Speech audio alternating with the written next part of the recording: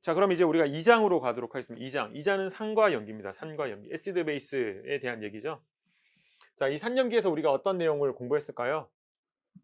산염기 반응에 대해서 얘기하겠죠. 산염기 반응을 잘 하려면 산의 세기에 대한 정의가 정확해야 되고 유기분자들의 pK 값을 많이 알고 있어야 돼요. 그죠? 그리고 우리가 시험 문제 자주 나오는 거는 pK 값을 모르는 두 분자의 산도를 비교해라. 뭐 이게 시험 문제 가장 많이 나오는 상황이고요. 됐죠? 그래서 이게 가장 중요해요. 산의 세기 비교해라. 오케이. 그래서 크포 1장 문제 보면 산의 세기 비교하는 문제만 기출문제 다 몰아놨어요, 여러분.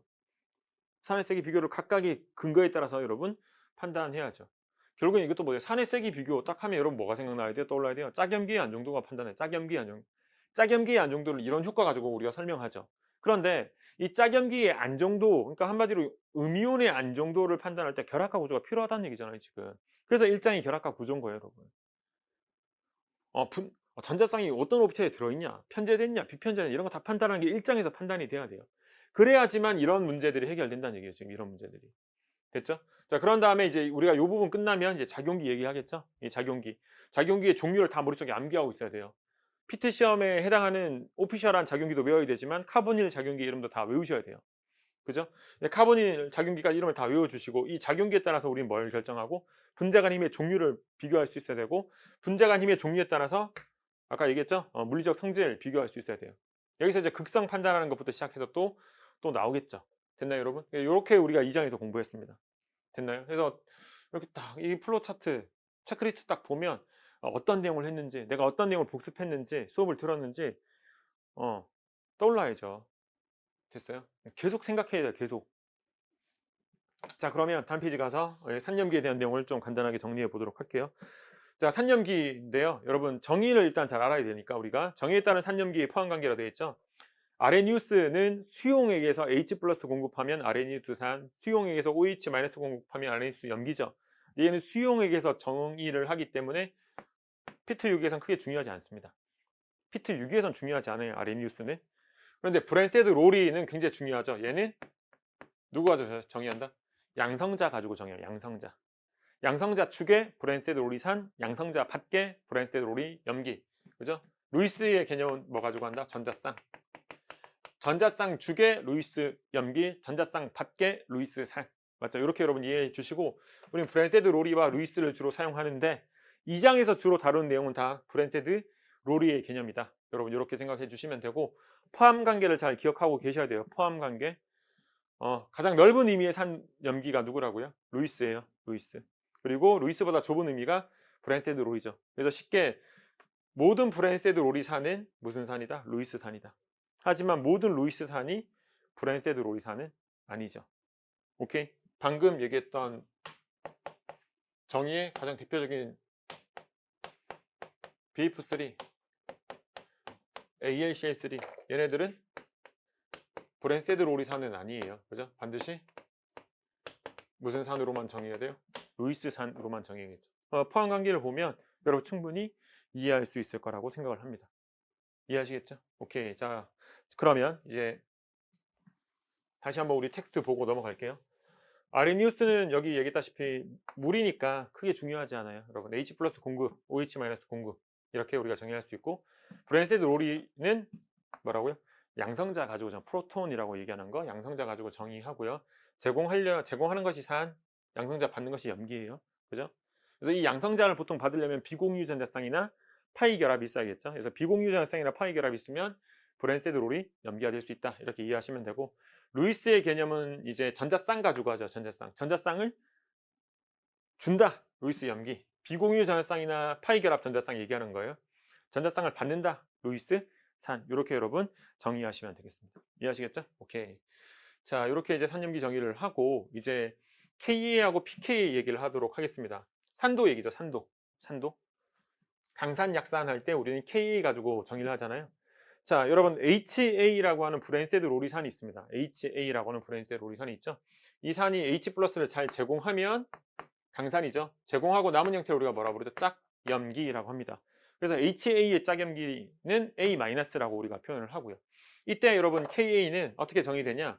반응물인 HA 농도 분의 생성분인 H 플러스 A 마이너스 농도로 정의되죠.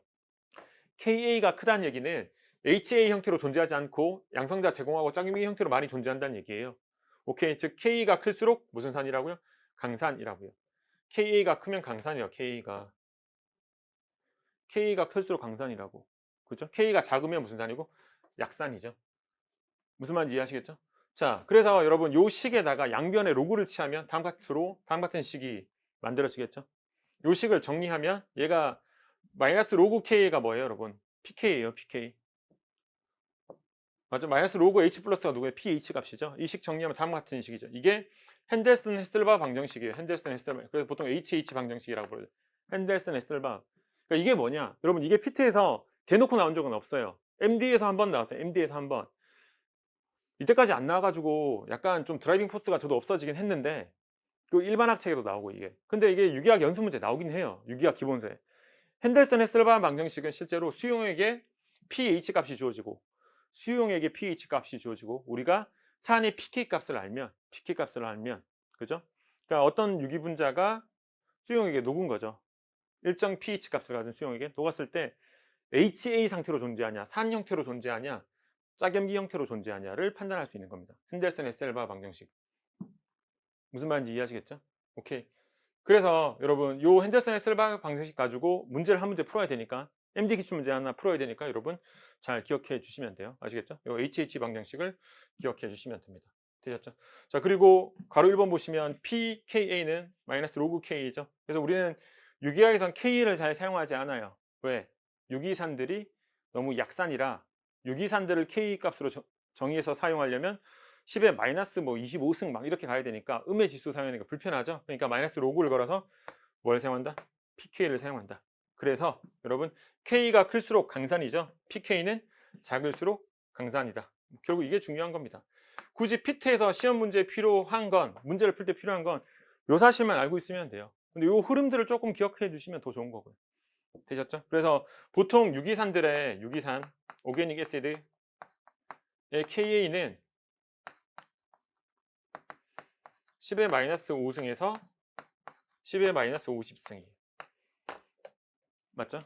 근데 이것을 pK 값으로 바꾸면 마이너스 로그를 취해주면 되니까 5에서 50이 되겠죠. 이쪽이 무슨 산이에요? 상대적 강산이고 이쪽이 무슨 산 쪽이라고? 약산이라고. 그런데 pK 값이 중요하다고 했으니까 우리는 pK 값이 작을수록 무슨 산? 강산, 클수록 약산이다. 이렇게 여러분 기억해 주시면 됩니다. 요 개념 잘 기억해 주시고 핸델슨 헤셀바 방정식, 그죠? pH 값, 수용액의 pH 값, 산의 pK 값을 알면 산 형태가 산 형태로 존재할지 아니면 수용액 상태에서 짝염기로 존재할지 우리는 판단할 수 있게 된다. 이해하시겠죠? 오케이. 자, 이렇게 여러분 생각해 주시면 되고 소위 말해서 pK 값하고 pH 값 비교해서 pH 값이 크면 짝염기 형태가 존재하는 거고 pK 값이 크면 보통 수용액에서 산 형태로 존재한다. 이렇게 푸는 거예요, 여러분. 그래서 문제 요거 가지고 기출 문제 나온 거 한번 풀어보시면 여러분 충분히 해결할 수 있을 겁니다. 되셨죠? 자, 요까지 얘기를 하고 이제 우리가 다음 페이지 가서 자 7페이지 보죠. 여러분 pK 테이블이 하나 있어요. 대부분 다 아는 것들일 겁니다. 대부분. 다시 한번 쭉 정리하고 넘어가죠.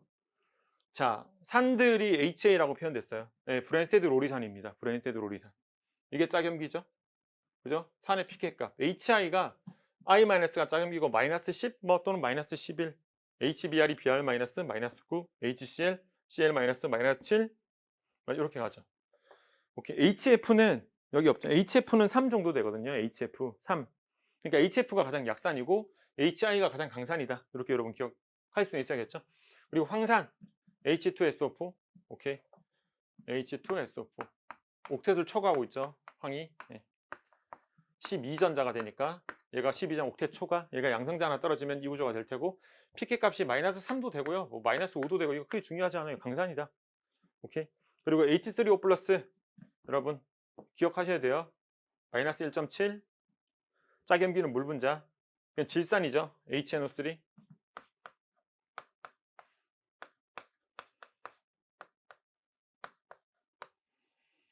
HNO3 짝염기는 NO3 마이너스 pK 값 마이너스 1.4. 그래서 지금 pK 값을 정확하게 모르더라도 이 무기산들 상대적으로 강사한 약산을 알고 있어요. 여러분 황산하고 질산이 맞나요? 황산하고 질산.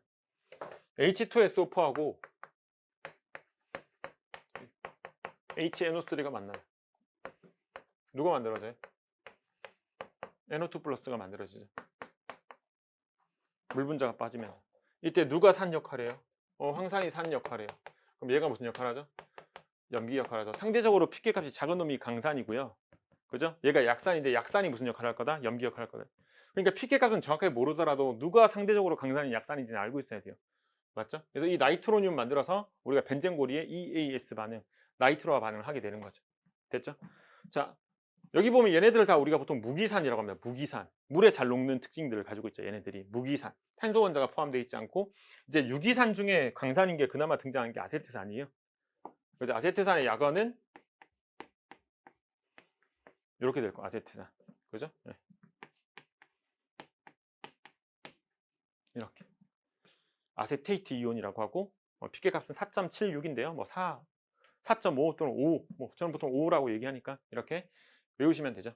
자, 다음. 페놀.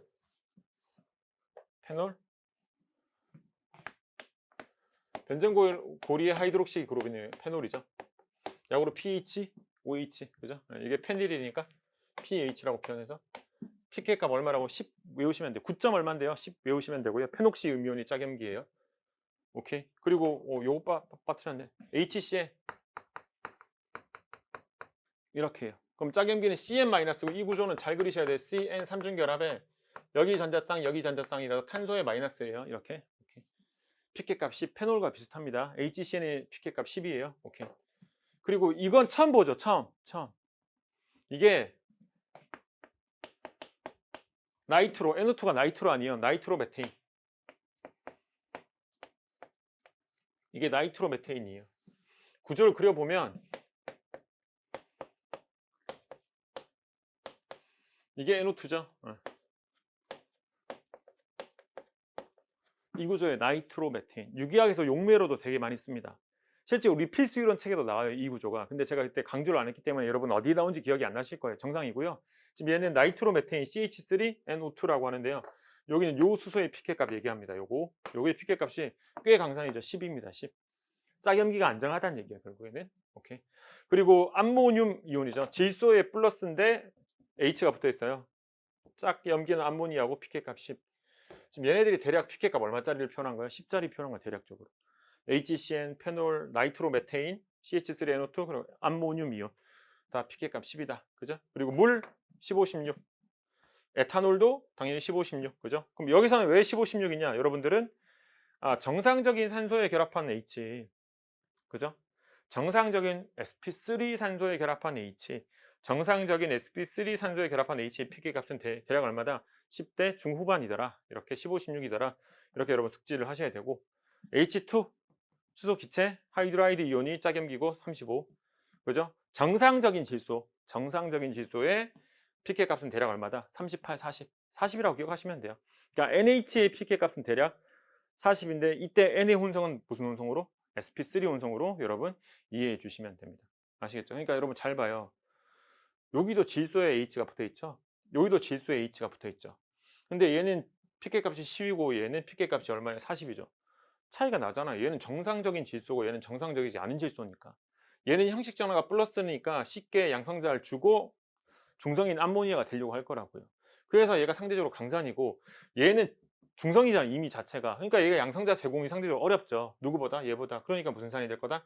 약산이 될 거라고. 굉장히 잘 안 떨어지는 거예요. pK 값 40이라는 얘기는. K 값으로 따지면 10에 마이너스 40이니까요. 맞죠? 얘가 잘 안 떨어지는 이유가 떨어지고 나면 이놈이 불안정하기 때문이죠. NH2- 뭐예요? 강염기잖아요, 여러분. 이런 식으로 pK 값을 잘 해석하는 건 굉장히 중요해요. 이해하시겠죠? 오케이. 그리고 오른쪽 테이블로 가보면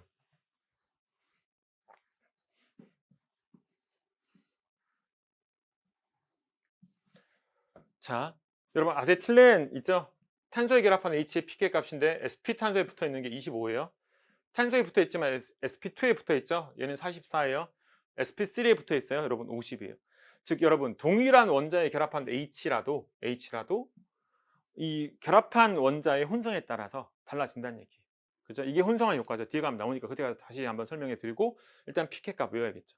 그러니 여러분 일단 pK 테이블을 볼 때 특히 유기분자들의 pK 테이블을 보고 pK 값을 외울 때 내가 암기하는 수소 원자가 어떤 원자에 결합하고 있는 수소 원자인지를 명확하게 함께 숙지하셔야 돼요. 그냥 대충 pK 값만 외우는 게 아니고 구조와 이 내가 암기하고 있는 pK 값이 어떤 수소를 의미하는데 이 수소가 어떤 원자에 결합하고 있는지를 잘 판단하면서 pK 값을 외우셔야 돼요. 아시겠죠? 오케이. 자, 그러면 우리가 지금 보통 HA가 있고 지금 테이블 A- 여기 pK 값 이렇게 있죠? 지금 이렇게 갈수록 무슨 산이냐? 강산이에요. pK 값이 작으니까 이쪽이 약산이죠. 그죠? 그러면 여러분 강산이라는 얘기는 H+를 잘 내놔요. 잘 내놔요. 왜 잘 내놓죠? A-가 안정하기 때문입니다. 무슨 염기라고요? 약염기라고요. 약산이에요. 여러분 H+ 잘 내놓지 않을 거예요. 왜? 내놓고 나면 불안정하니까요. 강염기예요. 이렇게 돼요. 됐죠? 그래서 강산의 짝염기는 무슨 염기다? 약염기다. 약산의 짝염기는 뭐다? 강염기다. 무슨 관계 있다? 산도와 염기도는 이런 관점에서 반비례 있다 이거고요. 자, 반대로 얘기하면 약염기의 짝산은 무슨 산이다? 강산이다. 맞죠? 강염기의 짝산은 무슨 산이다? 약산이다. 이렇게도 해석할 수 있어야 된다. 아시겠죠? 오케이. 요 관점, 산도와 염기도는 반비례하는 요 관점을 여러분 잘 해석해 주시면 되겠습니다. 아시겠죠? 자, 요까지는 우리가 통합 필수 이론 하면서 다 했던 내용입니다.